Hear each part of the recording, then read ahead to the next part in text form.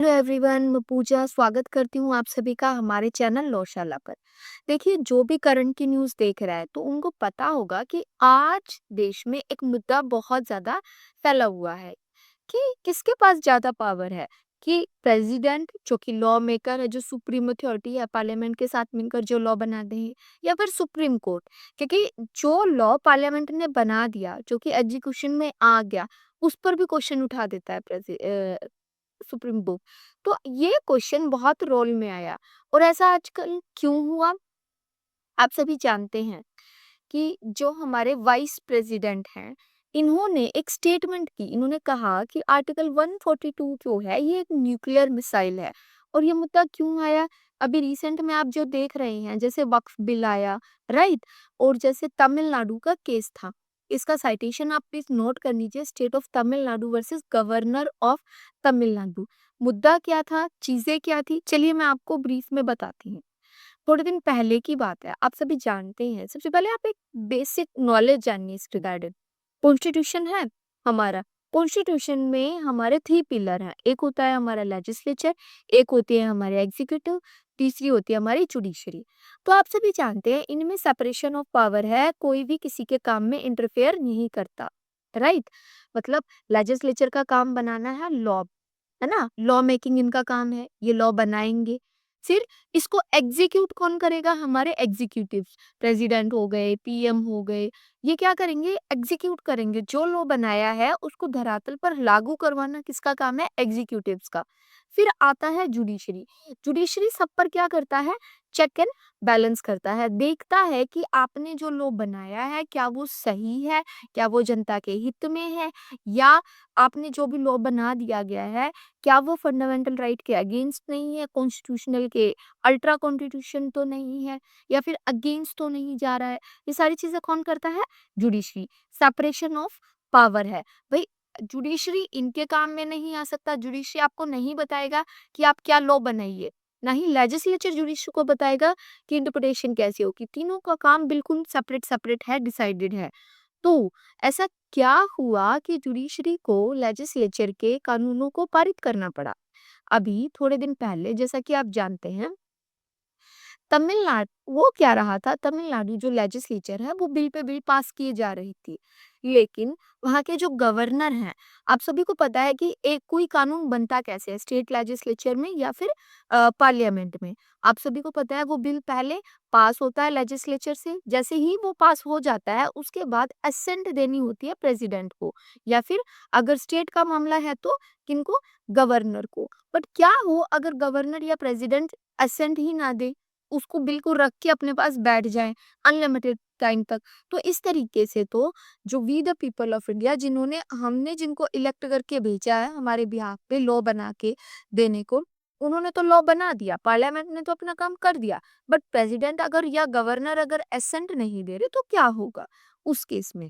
तो supreme court ने यही कहा कि आप लंबे समय तक इसको लेकर नहीं बैठ सकते। कॉन्स्टिट्यूशन में कहीं भी कॉन्स्टिट्यूशन आपको परमिट नहीं करता गवर्नर को कि आप एब्सोल्यूट वीटो या पॉकेट वीटो जो की है उसको लेके इनडेफिनिट टाइम तक बैठ जाए।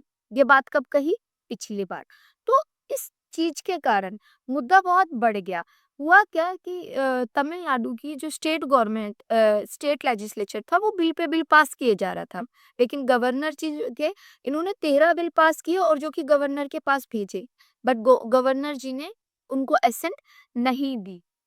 उसके बाद क्या हुआ कि अब तमिलनाडु गवर्नमेंट कहाँ पहुंची, तमिलनाडु गवर्नमेंट पहुंची सुप्रीम कोर्ट के पास कि सर ऐसे ऐसे हम बिल पास किए जा रही हैं, हम अपने अथॉरिटी में बिल बनाते हैं लेकिन गवर्नर जी उनको लेके बैठ जाते हैं।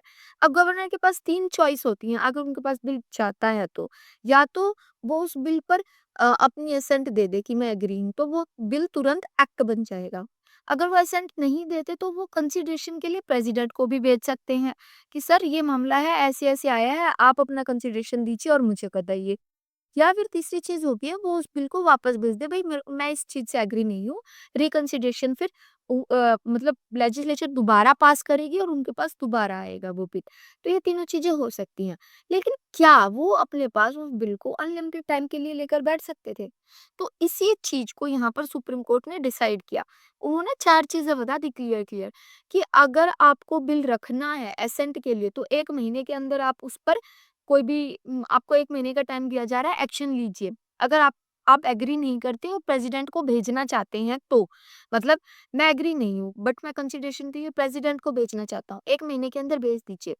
अगर आप उस पर एसेंट देना चाहते हैं या फिर कोई एडवाइस देना चाहते हैं, तो उसके लिए मैक्सिमम पीरियड 3 मंथ है। अगर आप रिज़र्व रखना चाहते हैं अपने कंसिडरेशन के लिए, तो उसके लिए भी एक टाइम पीरियड फिक्स कर दिया गया है। तो इट मीन्स कि आपको प्रॉपर रीज़न देना पड़ेगा, आप गवर्नर हैं, इट डज़न्ट मीन कि आपको एब्सोल्यूट पावर है। आपको एब्सोल्यूट पावर किसी भी केस में नहीं है। आपको एसेंट देनी है, एसेंट दीजिए, एसेंट नहीं देनी है रिकंसिडरेशन के लिए, वो भेज सकते हैं। अगर मना करना है, विथहोल्ड करना है, तो उसका भी एक टाइम है, वरना ऑटोमैटिकली वो पास माना जाएगा। और अगर वो भी नहीं करते, प्रेज़िडेंट के पास भेजना है, तो वो भेज दीजिए, उसका भी टाइम पीरियड है। तो ये सब कुछ हो रहा था। साथ ही जब वक़्फ़ बिल आया, तो आप सभी को पता है सुप्रीम कोर्ट ने उस पर स्टे माँगा, क्योंकि उन्होंने गवर्नमेंट से क्वेश्चन पूछे थे। तो अब यहाँ पर क्वेश्चन ये आ जाता है कि पार्लियामेंट या लेजिस्लेचर जो भी लॉ बनाती है, सुप्रीम कोर्ट ने जैसे वक्फ बिल पर ले लीजिए, उन पर स्टे लगा दिया, ठीक है? 142 की पावर को यूज़ करते हुए। और सॉरी, इस केस में हुआ था ये, 142 की पावर तमिलनाडु वाले केस में यूज़ की गई कि हम ऑटोमेटिकली, कॉन्स्टिट्यूशन में क्लियरली मेंशन नहीं है टाइम पीरियड, बट हम बताते हैं अपनी 142 की पावर को यूज़ करते हुए। 142 की पावर कैसी होती है? 142 की पावर ये होती है कि अगर इन केस नहीं बता पा रहा है, कॉन्स्टिट्यूशन में कोई बात क्लियरली नहीं लिखी गई है, बट लॉ को एग्जीक्यूट कराने के लिए, स्मूथ फंक्शनिंग के लिए, अपने जजमेंट को क्लियर कट करने के लिए वो कोई भी ऑर्डर पास कर सकते हैं। ये सुप्रीम कोर्ट की पावर होती है। तो जगदीप धनखड़ जी ने इस चीज को एक न्यूक्लियर मिसाइल बता दिया। इन्होंने बोला कि जो जुडिशरी है वो लेजिस्लेचर के काम में एंक्रोचमेंट कर रही है। इसको एक चीज और बोली जाती है, टर्म और यूज की जाती है, जुडिशियल एक्टिविज्म। कि मतलब जुडिशरी अब क्या कर रही है, जैसे मैंने आपको बताया 3 पिलर है, तो जुडिशरी कहाँ आ रही है, लेजिस्लेचर के काम में आ रही है, वो उन्हें बता रही है। जैसे वक्फ के जो बिल यहाँ पर मुर्मू जी ने तो उसको एसेंट दे दी थी, वो एक्ट बन गया था, बट उस पर क्या किया, सुप्रीम कोर्ट ने क्या लगा दिया, स्टे लगा दिया है। तमिलनाडु के केस में क्या हुआ कि या तो आप एसेंट दीजिए, वरना हम ऑटोमेटिकली क्या मानेंगे कि वो बिल हैं, वो एक्ट बन गए हैं। तो इस तरीके से आपको क्या लगता है कि जो जो जुडिशरी है, वो लेजिस्लेचर के काम में एनक्रोचमेंट कर रही है? यही बात जगदीप धनखड़ जी ने और देश में बहुत से मतलब गुपचुप जो टेलीग्राम पे और जब जहाँ भी देखोगे आप, वहाँ पर ये बात चल रही है। तो क्या ये सही है? आपका इस पे क्या पॉइंट ऑफ व्यू है? मेरे अकॉर्डिंग तो देखिए बात क्या है, सबकी अपनी-अपनी पावर है। जहाँ लेजिस्लेचर का काम है लॉ बनाना, तो वहीं पे सुप्रीम कोर्ट का पावर है कि वो लॉ कॉन्स्टिट्यूशनल है या नहीं है, या वो किसी फंडामेंटल राइट को एनक्रोच नहीं कर रहा है। ये गार्जियन कौन है, सुप्रीम कोर्ट का गार्जियन कौन है? सॉरी, कॉन्स्टिट्यूशन का गार्जियन कौन है? Supreme court. तो सुप्रीम कोर्ट का काम है उस चीज को देखना, तो कहीं से भी ये जुडिशियल एक्टिविज्म है या नहीं है? कपिल सिब्बल जी, देखिए ये दोनों के दोनों एडवोकेट हैं, जो दोनों की बहस अगर आप सुनोगे, तो ये दोनों मतलब अच्छे एडवोकेट रही हैं, सीनियर एडवोकेट रही हैं दोनों। कपिल सिब्बल जी तो अभी भी हैं, बहस करते हैं, आप इनकी आर्ग्यूमेंट सुनिएगा। तो यही मुद्दा है कि जो अभी जुडिशियल एक्टिविज्म हो रहा है, या फिर जो ये जुडिशियल एक्टिविज्म बता रहे हैं, क्या ये क्लियर कट जुडिशियल एक्टिविज्म है, या दोनों पलड़े एक दूसरे के काम में बाधा दे रहे हैं?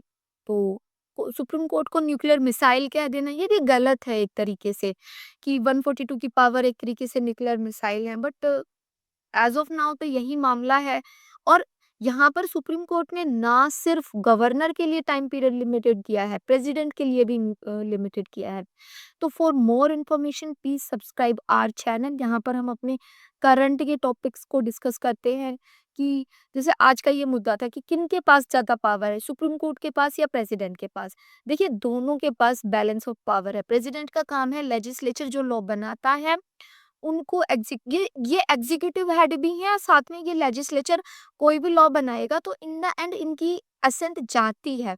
तो ये वहाँ भी रोल प्ले करते हैं। दूसरी तरफ सुप्रीम कोर्ट गार्जियन है फंडामेंटल राइट्स का। उनको प्रोटेक्ट करना है हर सिटीजन के राइट को। तो एक तरीके से दोनों की पावर इक्विवेलेंट है। दोनों को चेक एंड बैलेंस के लिए बनाया गया है।